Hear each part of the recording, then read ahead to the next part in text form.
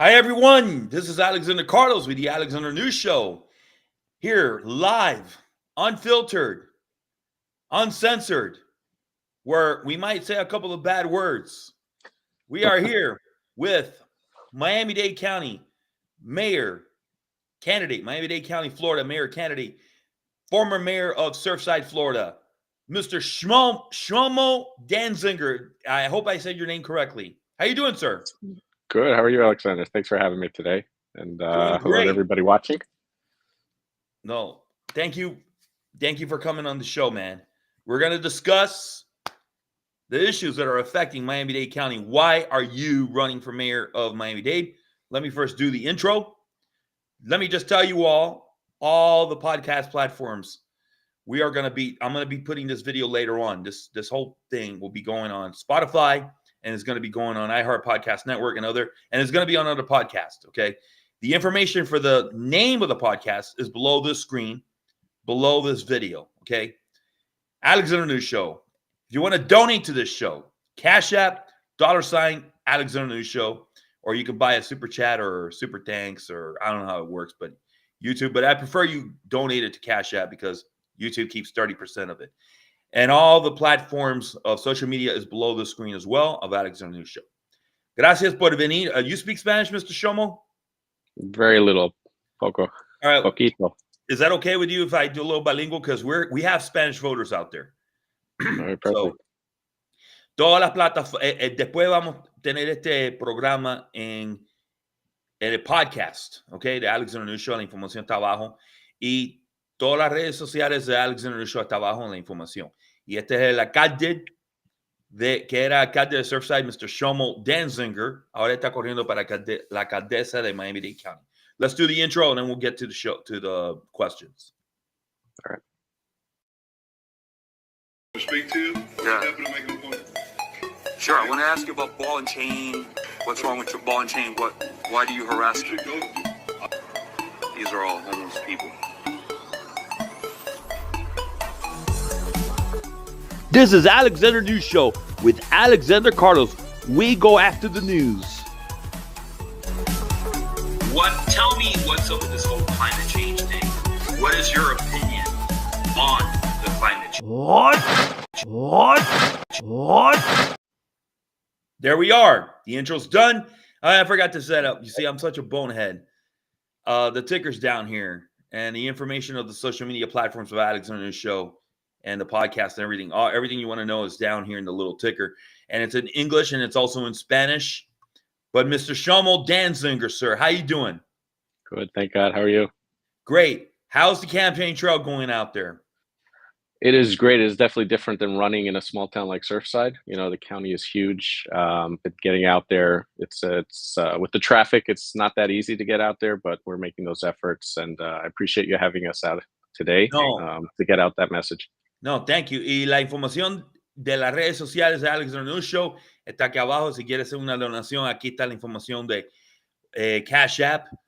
O si le quiere donar dinero al programa de Alexander News Show o las plataformas, puede comprar algo in YouTube. So, where have you not been to in Miami-Dade? Have you gone everywhere that you need to go to?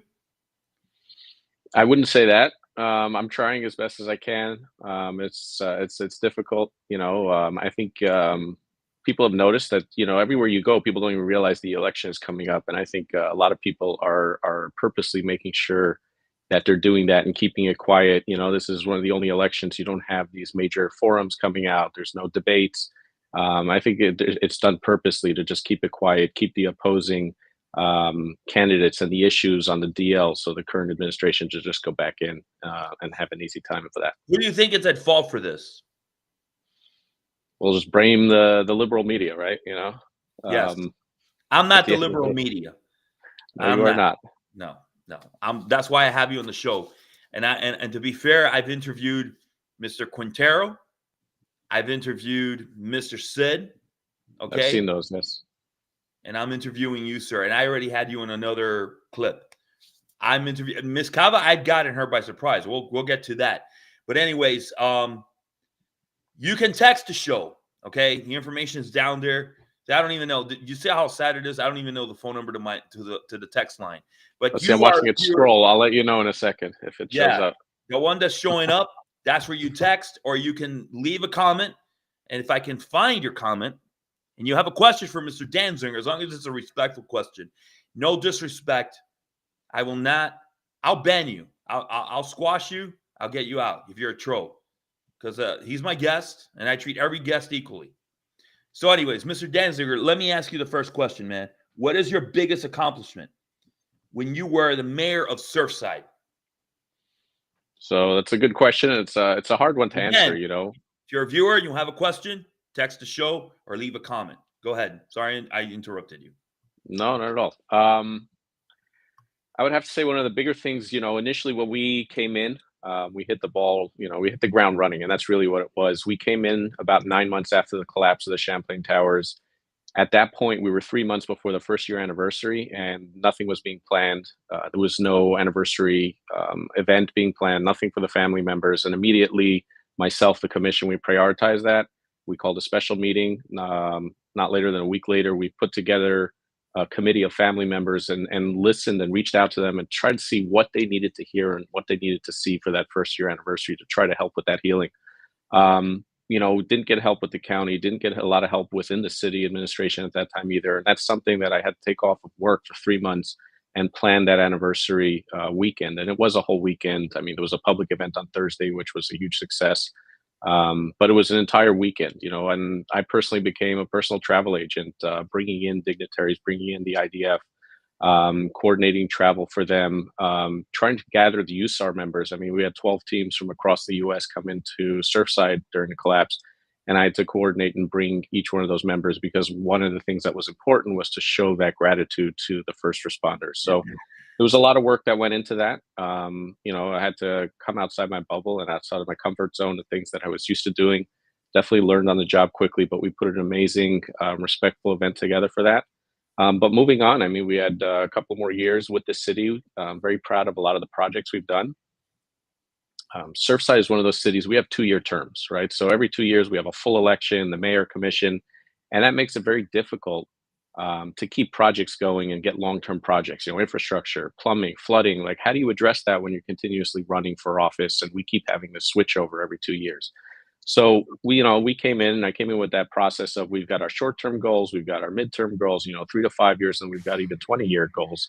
And I started putting that infrastructure and those projects in place. You know, we brought in people into the administration that you know, most elected officials and people like to surround themselves with people that complement them, the yes people. We brought in people that are very good at what they do, our town manager, our building official, our planners. These were people that were amazing in their field, and they challenged us. You know, if we try to bring something forward that wasn't fleshed out completely, they would challenge us, and we really thought it through and brought some really great things forward. Another thing that I'm very proud of, something that we did and we accomplished, is that we started building relationships. You know, Surfside is a small town. Nobody's ever heard of us. And this was the first time that I went up to Tallahassee, created relationships with our state legislature, was able to work on some legislation that came out, some of it that came out, you know, towards insurance and other things, brought appropriations for our city, millions of dollars towards projects that we couldn't afford otherwise. And that was done through those relationships that we built with both the legislatures, the governor's office, you know, Jimmy Petronis, the CFO. They were all very receptive, open to listen to what the cities needed. And we were able to get a lot of things done that we couldn't have done otherwise. And last and not least is a lot of the relationships that we built both here in Miami and outside abroad, you know, internationally. Over here, we created a sister city with Hialeah. You know, one of the Beautiful things that South I grew Florida up in Hialeah, by the way. I was born and raised there.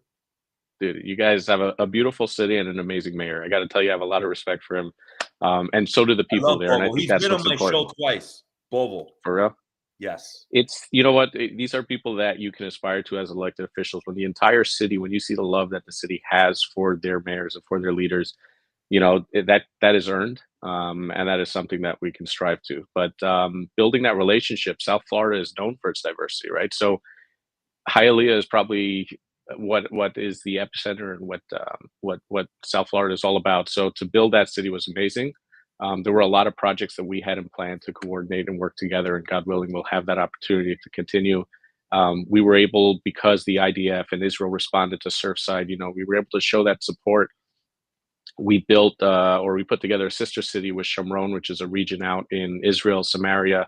The governor there, or the executive regional chairman out there, is an amazing person. Again, it's a region that has suffered a lot, from terrible terror attacks, and it's a very unstable region. So the people there are very strong, and we had a lot to learn from them. So going out there, meeting those leaders, these are people that he remembers the name of every victim of terror in his region, and it's a big region. Wow. He maintains those relationships with the families and survivors, and that's a lot. Again, these are both amazing leaders, and I'm very proud that we were able to connect with them. So let's stay with Surfside for a second. The building collapsed. Did you personally know anyone that passed on from the collapse, or that got injured? And how did that affect you emotionally, you and your family, the collapse? So I mean, yes, it's a small city. We knew a lot of people, some of them by, from events, and some of them personally. It's even the Jewish community is a very close community. We go to synagogue, we see each other. We had some friends in there. Staying away, didn't campaign on the issue of that, because try to have respect for the incident and the victims. We were very involved. We went out. I went out that night. My daughter was actually driving right in front of the building when it happened. Called me up. It was quiet. Everything was in eerie quiet. Didn't hear anything. When I went down, it's around the corner from me. It just seemed like a couple of balconies collapsed in that dark. And it wasn't really until the next day when everything was on TV and you could see the extent of the damage to the building, and you realize what happened. It's been difficult. It's difficult to deal with as a city. It's obviously had a lot of changes and a big impact on the entire state. The legislation that came out, and we're still trying to deal with that. So to ensure it never happens again. But sometimes reactive politics has its own effects, and we're starting to see that. I think they've been on the third version of that condo safety bill already. We've got assessments and accounts that are due in 2025 for homeowners and condo owners, and that's starting to force a lot of people out of their homes. So there's a lot of effects that it's had for all residents of the state of Florida, and we're still trying to deal with that. Yeah, it hit. I felt really terrible, and we're actually working on a story on. I mean, that's another conversation for another day, on what happened, what caused the building to collapse. I'm doing an investigative story. It's part of a bunch of stories I'm working, and obviously there's negligence, but you got to go back to the early 80s, late 70s. I don't think you were born. You might have been born in 79. Okay, I'm 77. So when we were born, that's when that building was planning to be built or was already built, and there was negligence, and we're talking way back. But anyway, so let's discuss. Let me put her picture, because she's got an ugly picture. Sorry. There you go. You see that lady right there? Yeah, that's not a Who's that very lady complimentary right there? picture. That This is is the current. Daniela Divine Cava. Very nice lady. Very nice lady. Yeah. But politically, very corrupt and a very bad political figure. So I'm going to ask you this. Why did you rescind your endorsement of Mayor Cava? It's a great question. Now, to start with what you said, right? That's a great picture up there. But at the end of the day, I think one She's of the got issues that picture. She's got that look. She's look like she's very upset at somebody. Everybody has two sides, and we had the opportunity to know the other side. But at the end of the day, when you're running for office, or you're trying to bring up the issues, I think we need to focus on the issues and not the person, right? I think that's a lot of the problem that we're having in this country, is that people, have a lot of personal attacks towards their political opponents, and I think that's bringing us to a place that we shouldn't be.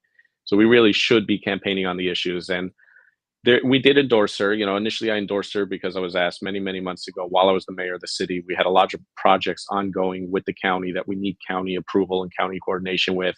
And that was what I did for my city, right? You endorse the leadership because we needed to continue that relationship. And that was a responsibility I had as a mayor to my city. But ultimately, there was a lot of policies, a lot of things that were coming out that, obviously personally I didn't align with her on a lot of things, but eventually a lot of those policies started affecting the entire Miami-Dade County and the residents. So it was important to kind of pull that endorsement and let her know why. One of the most important things that, initially that stood out was that lack of, and like I said, we need to coordinate with the county. If we have projects that need to get done, a lot of things like our roads actually belong to the county, right? So one of the things I ran on was pedestrian safety. It was one of my foremost initiatives I wanted. We live in a very small town. We don't have sidewalks. And our town has started growing. And meanwhile, kids are on the streets playing ball, riding their bikes. People are walking their dogs on the streets because we don't have sidewalks. And traffic has started going through our town, specifically after the collapse, when people found out that they can cut and bypass the traffic on Collins by going through our small town. And we have a lot of traffic, a lot of speeders, and it's created a dangerous situation. So I tried to work with the county to lower that speed limit, to put up speed mitigation devices, speed bumps, stop signs, and I just wouldn't get that cooperation. And that was something that really stood out for me. After October 7th, it's been very important and something that we've seen in the rest of the state is that strong support for the Jewish community, that strong support for Israel, right? Because Israel does stand as that ally to America. And that gateway to ensure that our enemies kind of are taken care of out there, as opposed to on our own doorstep, which is not something we want. But it's important to show strong support, right? At the end of the day, it's not political; it's right and wrong. People that target children and babies and civilians versus people that are fighting for their survival. It's not political. And I found out that our mayor would not take a strong stand on anti-Semitism. We would have a lot of these conferences after incidents. And every time she would mention it, it would go along with LGBTQ and the Black community. And it was very muddled and diluted. When we're here to talk about a specific incident, you need to come out and be very strong about it. And she likes to tell everybody she's Jewish. Then where is that support for that community? Where's the support for Israel that should be coming out? And I think it's very important to South Florida to have that. Yeah. A couple of things that I pulled it off for was, her lack of transparency, the lack of accountability. The 2.5 billion she proposed, a lot of it going for the homeless.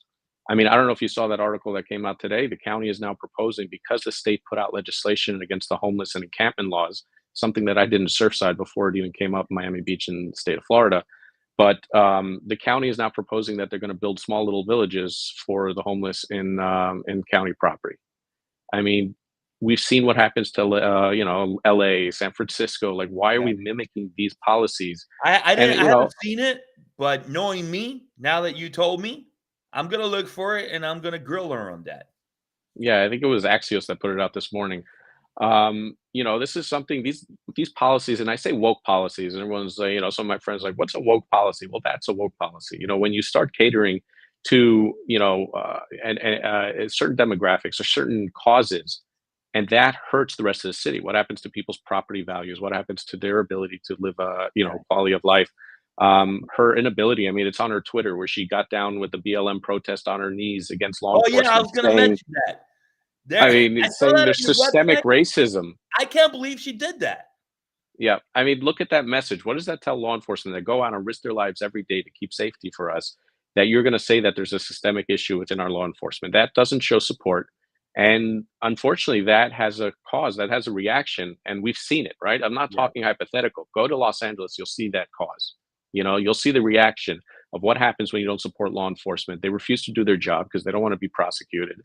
And the city goes, into the Wild West. So, that's something that happens. But ultimately something, and I think Jim DeFede had an interview with her the other week and really had a lot of issues that he brought up. But ultimately, it all comes down to there's no accountability, right? She loves to push it off. There's no leadership, right? A leader has to take responsibility for everything that happens. When you're the mayor of the county, you can't keep saying it's someone else's fault. It's his fault. I suspended him. It's his fault. I suspended him. It's your fault. And what's going on now, with the solid waste or anything like that, it's always been our thing. And we had another disaster. Yeah. I'm sure we'll get into it, but with Champlain, right? What happened was we had to deal with in the aftermath, something that hopefully nobody else has to deal with. You have thousands of hundreds of family members. There were 98 victims. Each one had multiple families. There are a lot of people. And obviously there are some that, process different ways. Some are anger, some are grief. But for the most part, we tried to show respect and give what we could do to help with that healing process. One of the things that we had to deal with was a memorial. right? And I tried very hard to get land on that site. As per the request of the families, people kept accusing me of giving favors to the developers. I was very upfront. It's going to be a give and take. If you want private land, I got to give something. But ultimately, we ended up with a memorial on 88th Street, which is the adjacent street, between Collins and the beach. And that's where the memorial is going to go. Now, when presenting it to the families, we were very clear. The building to the north has their access on that street, right? So we can't, if the street is this long, we can't give them the whole street. We have to give it up to here because the building still has a driveway access and their entrance is off 88th Street.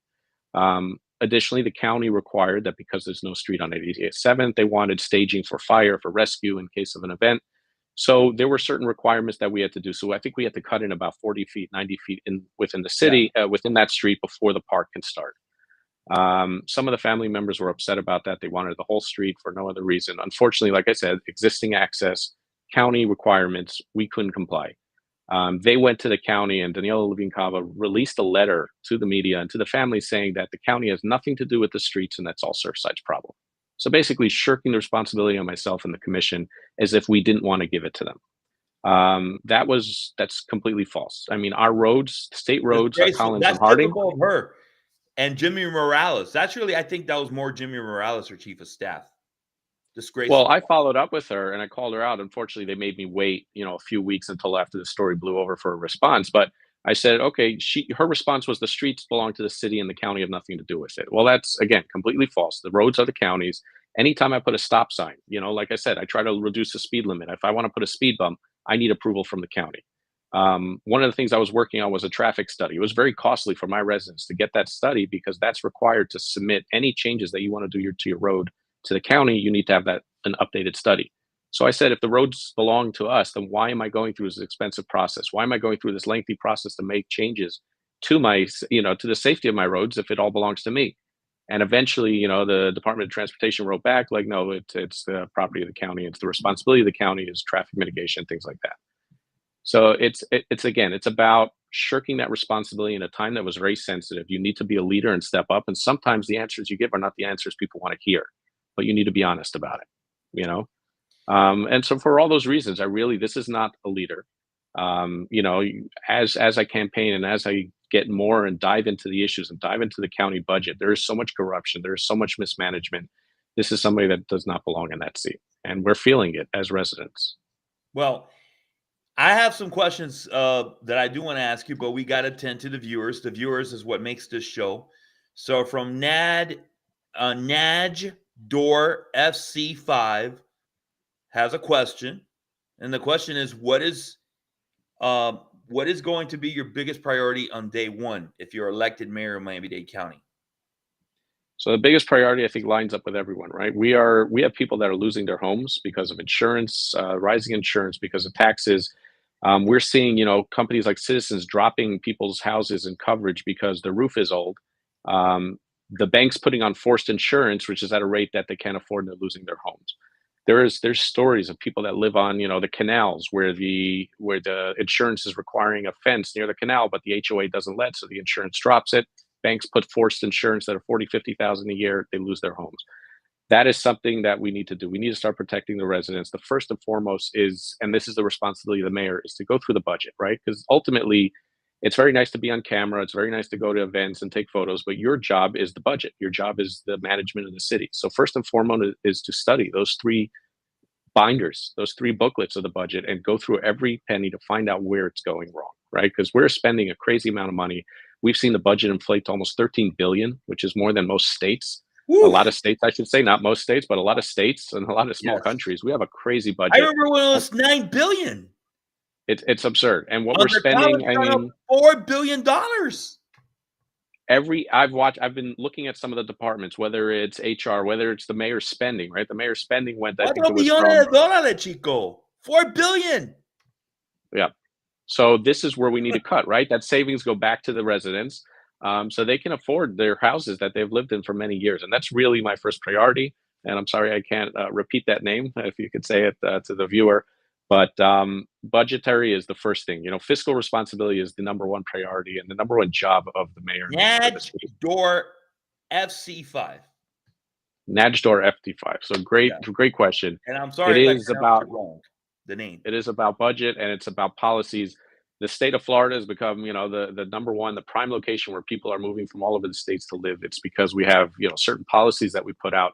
Miami-Dade County has always stood apart from that. The governor is trying to address the homeless crisis, so we don't turn into the state of California. And Miami-Dade County is trying to find ways to circumvent that. So we need to get on board with the program so we can maintain and be just as good as the rest of the state, and be a place where people want to live. Well, I got another question from a viewer. His name is Pika. I don't know if it's a he or a she, and I'm sorry, Pika. Forgive me, but I will say the question is, Mr. Danzinger, biggest plans for the economy. What are your biggest plans for the economy and for safety? So safety, as everybody I'm sure knows, as your viewers know, this is the first time since I think 68 that we are moving back to an elected sheriff's position where the people are going to choose their leader, and hopefully that leader doesn't respond. Like right now, the mayor runs the entire county. Things can get political. She's politicized the Miami-Dade Police Department, by the way. Yeah, and she's been pushing her candidate very difficult. But this is the first time the sheriff's department or the Miami-Dade County Police are going to be working directly for the people.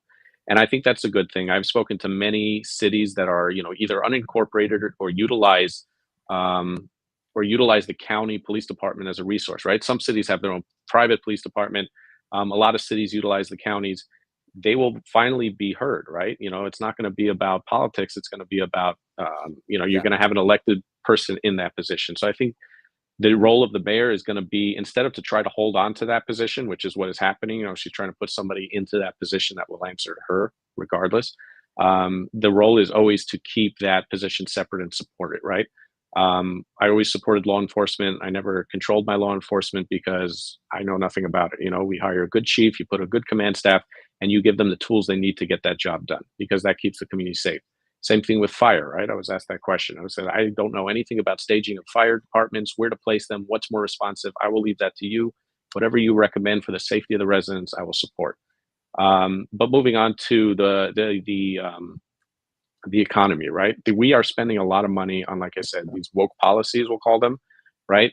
Subsidization, things like that. That is not helpful to the American people. That's not helpful to Miami-Dade County. We need to be investing more in our businesses, in the residents that live here, and try to feed that economy and get it going, right? So if it's you see the state tries to put in tax breaks, to get that economy going, small business loans, rather than just giving, the old expression, right? Give a man a fish, he eats for a day, teach a man to fish and he'll eat for a lifetime. So rather than just giving people subsidies that keep them stuck and suckling, I guess is a good term, on the government, you want to make them independent. So we're going to push programs for that are more conservative, that keep people and push them towards independency and growth. I'm going to just say it in Spanish real quick. La pregunta primero de Najdor FC5, ¿cuál va a ser la primera prioridad más grande en día 1? Esa es una de las personas que está mirando el programa. Y la otra persona es Pika. Preguntó, I'm just saying the questions that I asked from the viewers in Spanish. La pregunta era, ¿cuáles son los planes para la economía y la seguridad del condado? Que ya Mr. Danzinger respondió a los viewers. Gracias por escribir y preguntar. Y si quieres hacer más preguntas, por favor, pregunta. Mr. Danzinger, what will you do if elected mayor of Miami-Dade to fix Miami-Dade transit? This is like a big thing because a lot of the voters take transit, especially the elderly. And what is your opinion of the Better Bus Network, which I think is a complete disaster? It set Miami-Dade transit back 25, 30 years. Yeah. What would you do if you're elected mayor? And hey, you might win. You might make it to the next round. A lot of things are possible. So what will you do to fix this Miami-Dade transit thing? The Metro Rail, mainly the buses. Do you believe in privatization? They already have a private company. Please, if you can share your vision. So privatization in the government could be a good thing, right? I think most people wish that the government was run by businesses because it would be run effectively. I mean, for every dollar you spend, the government is spending 100 on the same thing. Not that I'm looking to privatize the government, but it is definitely something to consider based on cost for the residents, because ultimately that's your job, is to save the residents money and provide services. But the better business, the better busing network is again is a reaction, of, I'm going to say, a woke policy. It's environmental concern. It was a reaction to the environment saying, hey, we're going to reduce the bus lines, and we're going to help with emissions. We're going to help save the environment. But it came at a cost to real people and real people's lives, right? Their livelihood. People depend on the busing to get to work, depend on the busing to get to school. And when you start reducing those stops and those lines, you affect people's lives and how they can get to work. So, we have an expression, measure twice, cut once. And, professionally, what I've done for many years, I did system and application architecture, build out applications on technology. And what you do is you build it out for every scenario before you sit down and develop it, right? You want to come up, what happens if this goes wrong? What happens if that goes wrong? And you want to analyze it before you build it, because you don't want to run into issues when it's too late. And better busing service was one of those things that they didn't look into, right? It was something that they thought, hey, we're going to help the environment. We're going to cut and reduce the bus lines. Well, what's the effect to that? And I think anything that you implement, you really have to look ahead of how that's going to affect people before you implement it. One of the things we did here in Surfside is for decades, we had a shuttle. It was for the seniors, supposedly. And they started reducing the stops. And ultimately, it became useless because the seniors couldn't walk 3-4 blocks to catch the shuttle. That's what's And it happening was right now with Miami-Dade Transit. Thank you to Miss exactly. Ava and her team of people doing this thing, like taking it back 30 years. But our program essentially became ineffective, like this one. So, Freebie reached out to us. They've been very successful in other municipalities, and it's essentially like an Uber for free for the residents. That they can call it on the app, they can call on the phone, and it takes them from point A to point B. But before I implemented it, I sat down with the seniors, right? We have senior programs, another thing that we're proud of, 74 different programs within the cities.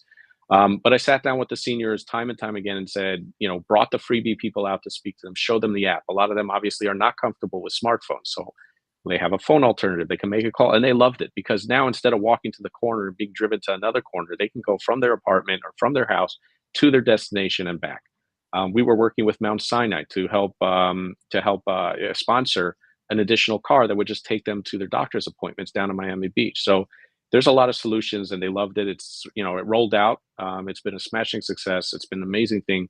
But the point is that before we implemented it, we thought through it. Nobody came and nobody offered us or greased the wheel. We really made sure that the program was going to work for the residents and work for our needs before we implemented it. And that's what needs to happen before anything is done.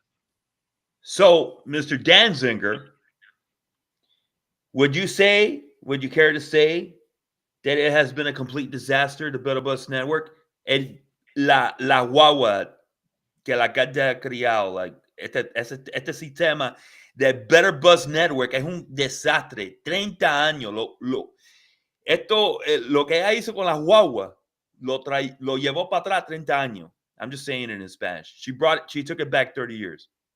It's safe to say that it's been a complete disaster, right? People have told me they're walking longer blocks, even special needs. By the way, I want to mention something about the special needs, but even special needs individuals, families, they take buses, and they have to walk now extra blocks because of the incompetence of this lady, Cava. It's safe to say it's been a disaster. I would think so. I mean, judging from the response from the people. Now, I've tried the bus a few times myself. It was a disaster. It took me hours to get a few blocks. My kids use the transportation a lot. It doesn't work very well. The effects, like I said, have cut people off from their families, from their jobs, and it's been a real disaster. Yes, it has. So, Mr. Danzinger, you have a website, and it's down here in the ticker. You care to share your website info where people can search for you? It is down here. I'm just waiting for the ticker. It goes really slow. Sorry, but go ahead. So I would love to say it's an easy site, but people always have difficulty with the name. But it's voteshlomo.com. So that's vote, VOTE. Shlomo is SHLOMO.com. Okay, beautiful. And it's down here in the ticker, ladies and gentlemen. That's why we have it there. And I wanted to ask you this: how would you lower another disaster? I put this on Kava because she is the administrator. She is the de facto city county attorney. I mean, county manager. How would you lower the solid waste fees on the Miami-Dade homeowners for unincorporated areas of Miami-Dade County and cities that contract for Miami-Dade solid waste services? And if I'm not mistaken, Surfside is one of the communities, one of the villages that contracts with Miami-Dade County, right? For No, so solid waste. we have our own private solid waste, but obviously we do our drop off at the county, so we pay into those fees. But the funny thing is, Surfside, my brother lives in unincorporated, and his trash, his solid waste fees on his tax bill is 3 times more than mine. I get trash 5 days a week. They take whatever I put out. We get great service here, and in unincorporated, he's got to put out like a green and a blue bucket exactly at a certain time. It comes out once a week, twice a week, and they don't nearly have the service, yet he's paying 3 times the amount.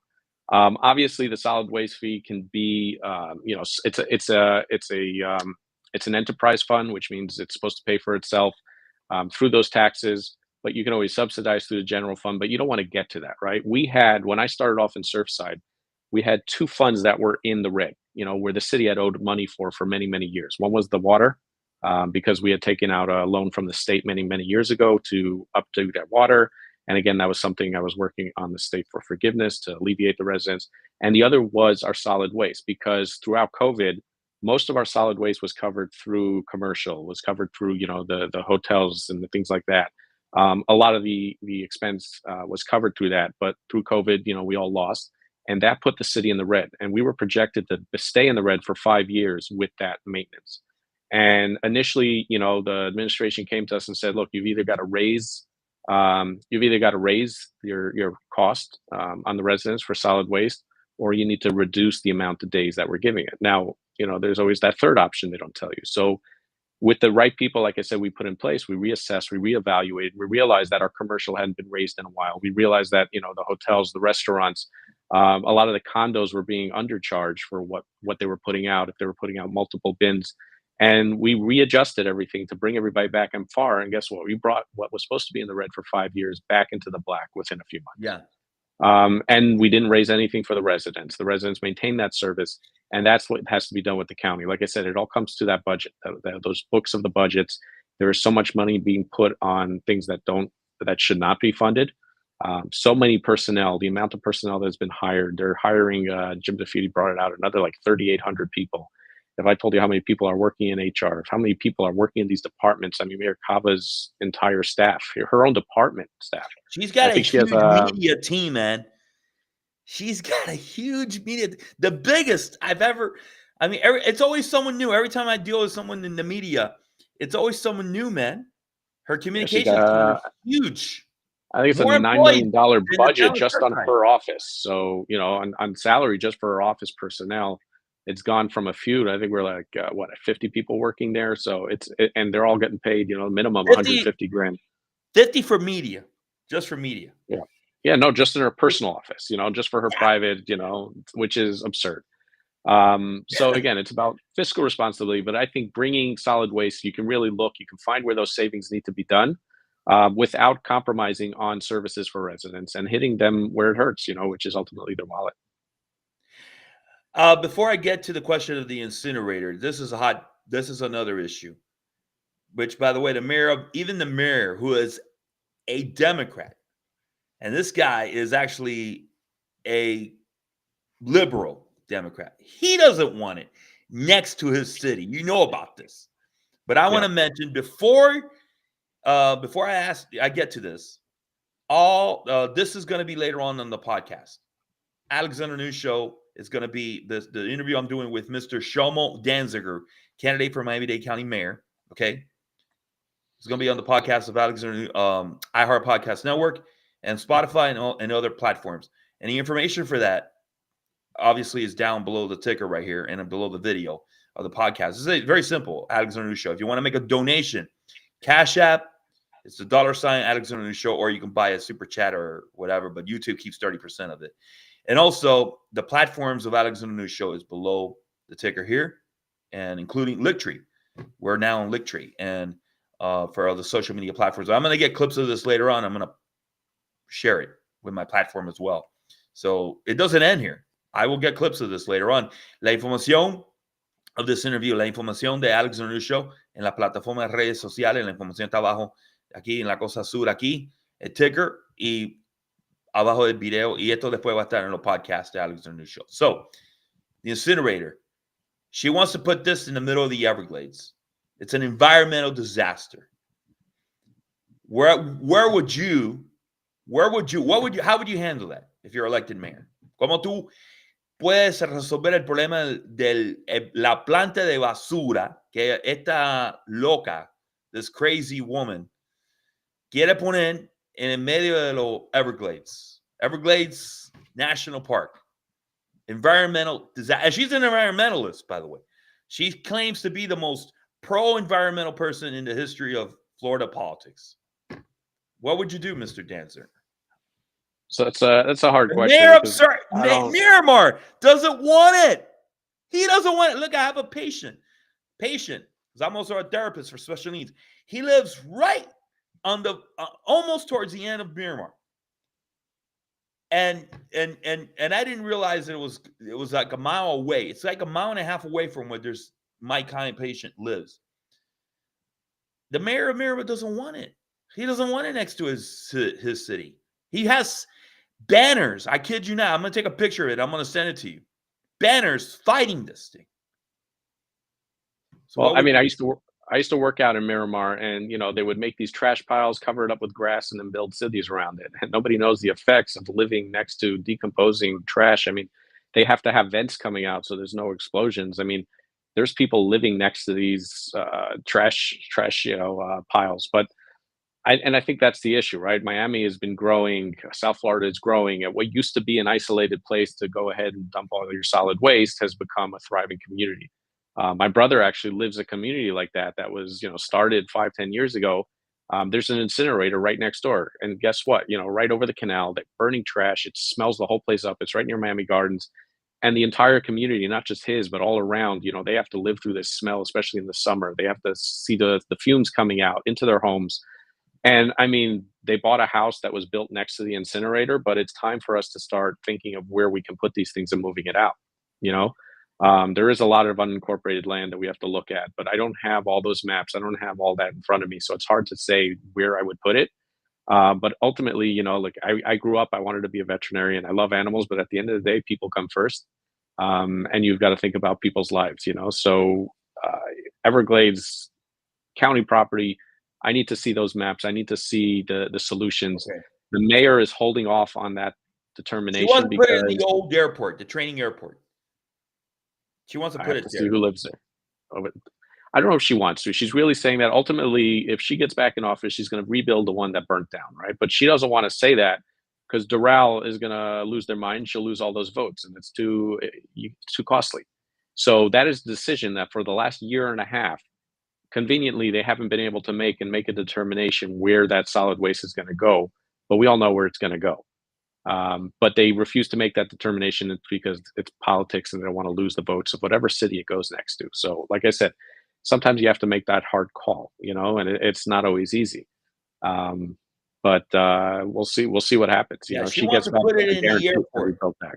But the federal government, I don't think would allow her to build a plant. I don't think there's any way they can build a garbage plant right in where the old airport. It used to the original plans were, if you go back into history, the old training airport was going to be Miami International Airport. Of course, it was going to be like the world's biggest airport, blah, blah, blah. I don't know if you knew about that. Obviously, that it never turned out, it never came to fruition. Long story short, now you know where MIA is. But I think there's just better ways. There's a better place. There's better areas to put it. Look, you could put it in the middle of Medley, industrial area. I know that maybe the mayor of Medley doesn't want it, but like you said, the county has property in Medley that they can build a plant there. That's industrial. You can also do it in South Dade. There's a lot of, by Homestead, Florida City. Like you said, county has a lot of property. Okay, so let me ask you this before the show wraps up. Yeah. But there's a lot, right? Wherever you put it, where's the wind blowing? Where are those fumes going to be going? Yeah. And all that really has to be decided and looked into before you build something. Because not Yeah. somebody's going to walk away unhappy. In government, when you get elected, if you win by a 6 or 7% spread, that's always big. Which means ultimately you're walking already into the office with half the people that don't like you, right? So let's just start. That's the job. You walk into Yeah. You office, can't already please. half the people don't like you, You and can't please everybody. You can't. no, everything you do. I mean, we put ADA mats on the beach to help our seniors and to help people with special needs and disabilities get to the beach easier. You think it'd be amazing, but guess what? That upset a lot of people who are upset that now there's rubber mats on the beach and it's not good for the environment. Whatever you do is, somebody is going to come out against it. Yeah. And that's the unfortunate, and you've got to weigh the good against, the good of the many against the few, unfortunately. By the Sometimes. way, speaking of special needs, unfortunately, you were defeated in Surfside because you were trying to do the right thing. Are you calling my opponent special needs? I don't know if I would No, do that. no, no, no. But you were trying to make Surfside a special needs town, an autism town. You even met with the guy Yeah. from Card. You had a meeting with Mr. Michael Alessandri, and you were going to do the whole thing. If you would, you were going to set up a program. I just want to let the viewers know because people don't know that side of you. We had There's a text lot. messages when you were mayor of Surfside, and you were responding to me that you were interested in doing a special needs activities program and making the town of Surfside an autism-friendly community. And more accessible. I mean, yes, I have a brother with special needs, but there's a lot that the mayor did, right? When I came in, it's not supposed to be a full-time job here in You were going Surfside, to but do that's it. what it turned into because everybody reached out with different ideas. And all I wanted to do was better my town. So I sat with each person. And yes, we met with, the professor and the doctor you introduced me to. Michael Alessandri, you Um, met him. I want to make that very clear. and there were a lot of good things that we were doing, like whether it's teaching our lifeguards and our staff, right, how to deal, because and again, being a small town, we know everyone. We have a child with autism, severe autism, that goes swimming and enjoys the facilities, but sometimes he has different reactions, and the staff should know what's considered. And I don't want to get into the specifics, but how to address it or how not to address it, and that's very important. And that kind of training, especially in a small town, is vital. Make things more accessible. We were working on corners to help people with wheelchairs, make our corners more accessible. But yeah, these are things, like you said, nobody hears about these things. They're meetings that happen in the office. They're initiatives that you sit down with the manager, you get done. It never actually gets out to the public. But there were so many things that we were able to do, and unfortunately, we didn't get to finish that. But God willing, we will one day. But if you're elected Miami-Dade County Mayor, and I'm going to get to that question, no, Mr. Burkhead is a slime ball. He's a slum lord as well. Okay, that's what he is. Yeah. If you have, yeah, go ahead. Sorry, go ahead. I like to focus on policy, like I said. Well, I can say it again. He's a slum lord and a slime ball. But anyway, if you're elected mayor of Miami-Dade, what will you do for special needs? So we're going to listen and see what it is that we can do, right? To make it like from our meetings, you got to see what's lacking. And to do that, you have to hear what the issues are, make more programs, right? When we came in, we did 74 programs here in Surfside, which is 8 blocks long. So you can imagine the kind of programming. We focused on the seniors. People were forgetting about seniors. People forget that they sit in their apartment all day waiting months to the next, social event that they can go to. So we focused on that. And one of the things I was looking for, and I had a conversation many years ago, we had like a surfing camp for kids with special needs to bring them out into the water. We had special counselors come out, and that was something I was looking to start up again.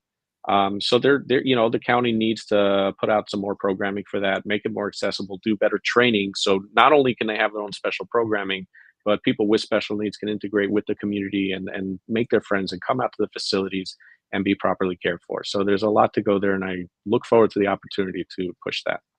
And Mayor Cava has really not done anything for special needs. She hasn't done anything. And this thing with the Miami-Dade Police Department that, she put this thing on their website about that now you have to we recognize an individual with autism. Look, that's a ripoff from what they got from Miami Lakes. So that's a ripoff, okay? Yeah. That doesn't count. Before we wrap up the show, Mr. Danzinger, I do want to ask you one more question. If you're elected mayor of Miami-Dade County, si es electado alcalde de Miami-Dade County, ¿cómo tú puedes bajar los taxes o si hay que mantener los taxes altos? How can you lower the taxes, the property taxes, or will you have to maintain the property taxes high? Again, people don't like this. But I'm going to tell you something. Money's being mismanaged, that's for sure. El dinero está manejado malísimo. Pero a veces, tú quieres un carro mejor, tienes que pagar un poco más. Sometimes you want a better car, you got to pay a little bit more. Okay? How would you handle the property tax thing, man? I know the budget went up $4 billion. That's a lot of money. I wish I had $4 billion. But I don't.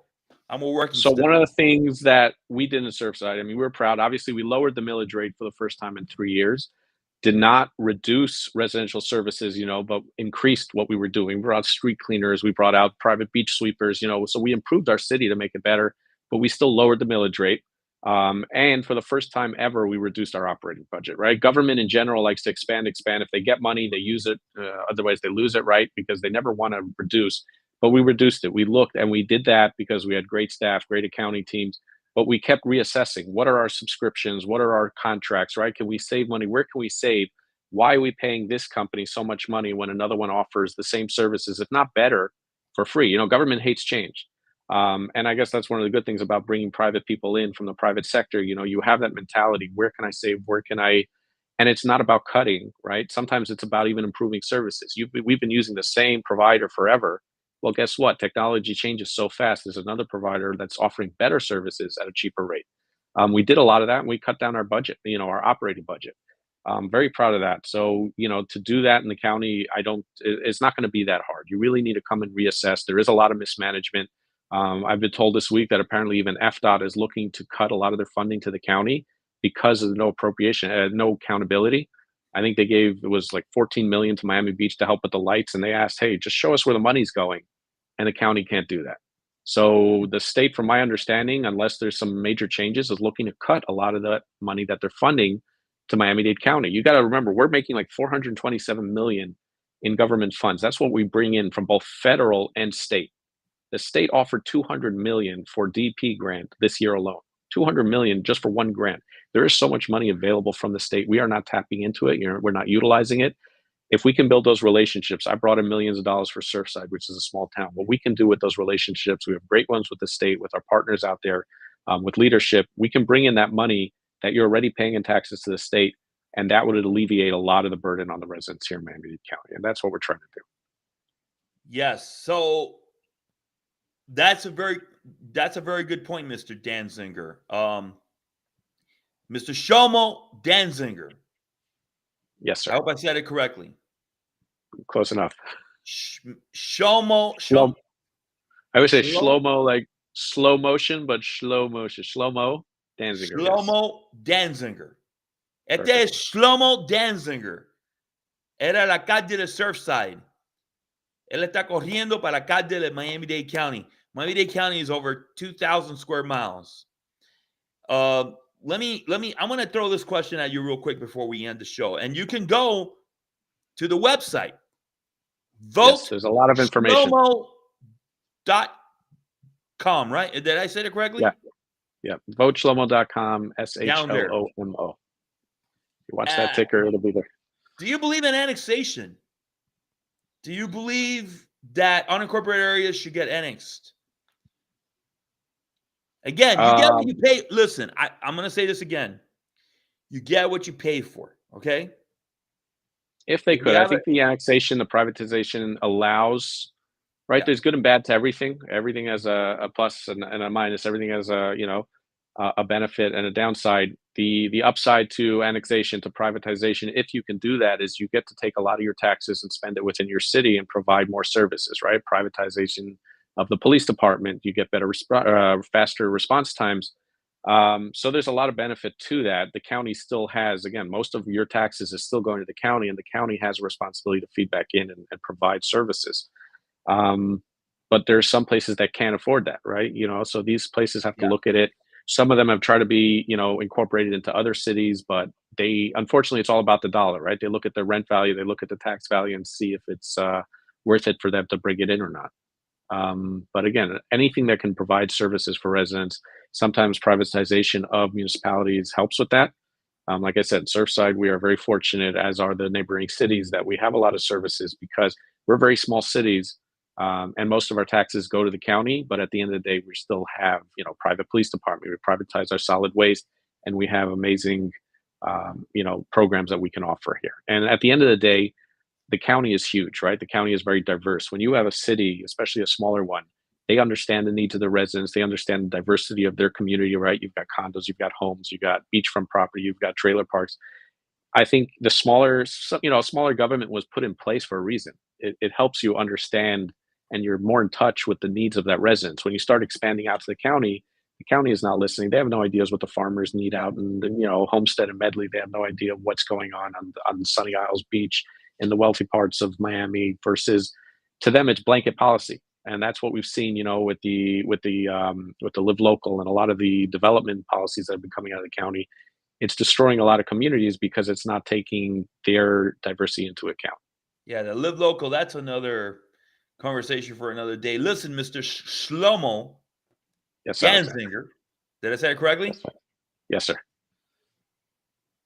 And I'm going to confess to you, I had speech issues when I was a kid. I didn't speak until I was 10 years old. Oh, wow. Yeah. So I'm special needs.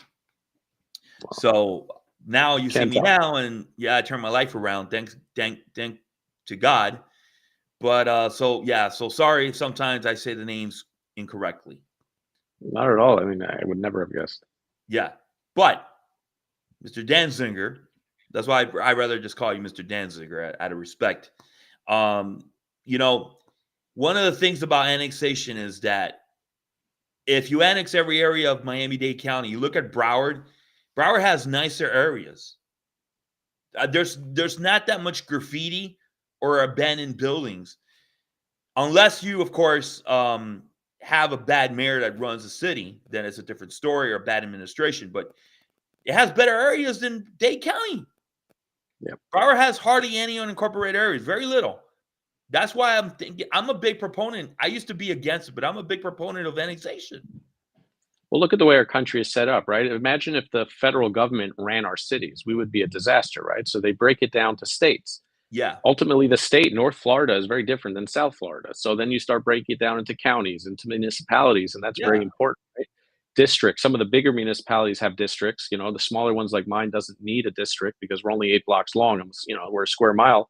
But it allows you, when you break down your municipality to districts, it allows you to have a district commissioner, somebody who represents your needs.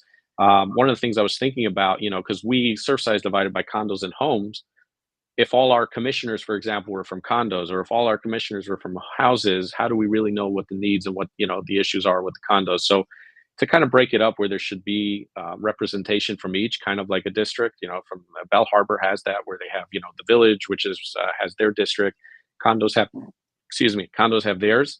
But like you said, it's important because you can provide better services. You can provide services that really touch on the needs, and you can be in touch. And that's the way our country is set up. And that's, I think it's a good thing. I don't think it's a bad thing. Let me tell you, getting back before we end the show, I know we're way past the time, but I got to stay on for a second. Yeah, after you're gone, I'm going to make a couple of quick comments, but I'm going to mention something, and that is Surfside should have more, and every community, every city and village and town, it doesn't matter how big or small, should have more control over their streets. If you, in the town of Surfside, would have had control, jurisdiction over your street, and that includes Collins Avenue, the ability to dig a hole there, to move a light pole without the county being able to say anything about it, you wouldn't have had any problems whatsoever. And I know, because we're still small. No, that has nothing to do with it. Because you still have a little bit of money. That's why the residents there pay property taxes. And you could always hire a private. If you don't have the resources, you can always hire a private company to take care of that. Would you agree? I agree, but remember, the county is big picture, right? So the county looks at, and this is the thing we've always challenged. We wanted to close off some of the streets in the residential neighborhood for years, and the county has always fought it. The county has one objective, and that's to get commuters from point A to point B. And if every little city along the way decides that they're going to reroute traffic or they're going to put stop signs and they're going to control the lights, it becomes chaos. So you need somebody that's taking a further out approach, but at the same time, you need to be listening, right? We have kids in our community that are hit on, by cars in their scooter, pregnant woman that was hit by a car, lost the baby. Like, we have real problems here. And if you're not going to listen to that, sometimes you have to take that At into least account too. limited, man. Just a little bit of control. No, we've had lights that have been out here for over 6 months on the county road, and we don't control it. FDOT, we can't even go to FDOT. Everybody thinks, as a city, you could just control them. They're a private company. That road specifically is the county. They're waiting for the county to push that and prioritize that. In the meantime, I have residents walking on black streets. It's dangerous, dark streets. Yeah. It's very frustrating, and that's really one of the drives to run for the county, is because I want to make sure that we listen. We didn't have the mayor's ear. I want to, if I'm in office, there's going to be monthly meetings with the local mayors and local leaders. I'm hoping they're listening to their people so they can bring the needs there. Obviously, as a county mayor, you can't listen to 4 million voices. It's very difficult, but what you do is you start prioritizing, you create leaders, right? The Bible did that when Moses went to Egypt. He created, the departments under him, who created departments, and ultimately everything fed to him. And that's what's important to do.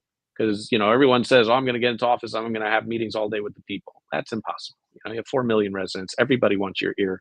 But if they can go to their local rabbis or their local leaders who can bring that up the chain, and you're listening to that, then we can address the issues. So, Mr. Shlomo Danzinger, did I say it correctly? Yep, perfect. Thank you. Yeah, You're very welcome. I said it. You're running for Miami-Dade County Mayor. You're a former Surfside Mayor. Anything you would like to share before we end the interview? Anything you'd like to say or share? Well, I appreciate that, even being considered. It's a great honor and responsibility, something I take seriously. It is, we hear a lot from the county. She's been pushing this, that there's an availability crisis, a housing crisis in Miami-Dade County. There really isn't an availability crisis. It's overrated. There is no availability crisis. All you have to do is walk down the block and see how many for sale signs. It's an affordability crisis. And that is something. It's for rent, empty buildings, right? The problem is that nobody's really focusing on the insurance, the taxes, and that's what's killing it. I mean, I'm just a regular person. My taxes when I bought my home were $3,000 a year. Now I'm closer to 20. At a certain point, this becomes unaffordable for the everyday residents. The solution in Tallahassee I'm hearing is, well, buy out your mortgage. That doesn't help. That is not feasible for most people. We need to start focusing on the middle class. We need to start focusing on the residents that have been here, the legacies, and ensure that they can continue their lives here. And that's something that I'm really focused on and hope to be able to achieve in office. Mr. Danzinger is running for Miami-Dade County Mayor. If he is elected mayor of Miami-Dade County, and you have other opponents, you have Mr. Manny Sid, mayor of Miami Lakes, very nice guy. You have the other gentleman, Mr. Quintero. He has his own business. And then, of course, the other ones I didn't have a chance, an opportunity to get to know a lot of them. I mean, again, I have nothing bad to say about, Mr. Quintero Gate. Like I said, bringing privatizing, people that run businesses into government is a good thing. They bring that aspect, that CEO, Mayor Sid, although he's the mayor, is also a business owner, understands, has a great outlook and an understanding of the issues of the county, has great approach. So there are a lot of great options out there. I hope people will consider me as one, but there are a lot of good people running because that's why I brought you on the show. Because I wanted people, the residents of Miami-Dade County, people that don't know you. And if you didn't catch it now, the great thing about YouTube is you can, in bed, watch the entire interview. And if you don't want to see my ugly face, you'll see the pretty face of the mayor, Mr. Danzinger, but you're gonna see my ugly face. Well, without glasses, I'm better looking. Let me get my glasses on. But listen. Okay, listen. You can hear it on podcast. That's what's great about it. Welcome to digital media. My good friend and one of my inspirations is Brian Andrews. He's one of the reasons why I think you know who he is. Brian Andrews is what inspired, one of the individuals that inspired me to do what I'm doing. And he said, welcome to the new age of digital media. And we're in digital media because newspapers are dying.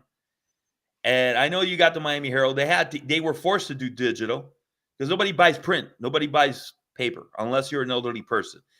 But there's so much competition out there now. Not everybody looks at the Miami Herald. Not everybody looks at news stations. So they look at this. This is probably number one. This is number one. The YouTube channel is number one. Podcast is number one. So that's why I wanted to bring you on the show. Por eso usted, Mr. Danzinger, que era el alcalde de Surfside, está corriendo para alcalde de Miami-Dade County. Mr. Danzinger, I appreciate you coming on the show, man. I appreciate you having me. Candidates, because there's another one that this crazy guy, whatever, he doesn't count. He's fallen down the polls after he used a translator to appear on Defeaty. I mean, who uses a translator in the United States of America? I mean, that's crazy. But then you got Cava, who is a complete disaster. I mean, we could do a 5-hour interview on her failures as Miami-Dade County mayor, and it still wouldn't be enough. It still wouldn't be enough. Jim Defeaty did a very good, I recommend people go watch it. It's a 25-minute interview with the mayor. He brought up a lot of good, I give him credit. Brought up a lot of, I got to give him credit. Even though he blocked me on X. Because I guess he wasn't liking my question to him, and he went ahead and he blocked me. Me bloqueó Jim Defeaty, but I give him credit. Listen, independent media like yours is very important. A lot of the bigger ones, they all have their agenda. I used to speak to, I hated the media back then, but used to have to speak to them sometimes. And a lot of them are like, hey, this is where the producers are pushing me. So they have an agenda. They've got a story they have to write. What they're looking for is a soundbite to help that story going.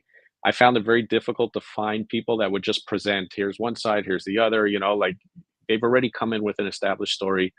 And that's why I guess independent media, whether, they've got an objective, but just the opportunity to speak and respond to some of the things are very important. So yeah. Well, I appreciate you having me. I give Defeaty credit. I mean, he did great in that interview, but I thank you for appearing on the Alexander News Show. No, you're very welcome. Anytime. Iheart Podcast Network. It'll be there later on. And Spotify and the other social podcast platforms, and I'm gonna get clips of this, and I'll be sharing it, and you'll know about it. Mr. Danzinger, thank you very much. I'll send you a text in a little while, thanking you. You have a great one. If I get into the county, I said if I get into the county, me and you are gonna do this every week. You're gonna hit me with the hard questions. Bring hopefully the users can ask the questions, and we can go and every single policy and every step of the way and keep it transparent and open. No, I appreciate it, sir. Let's do it. You're very welcome. Thank you very much, Mr. Danzinger, for appearing on the show. You're welcome. And thank you, and have yourself a great day. Gracias por estar en el show. Likewise.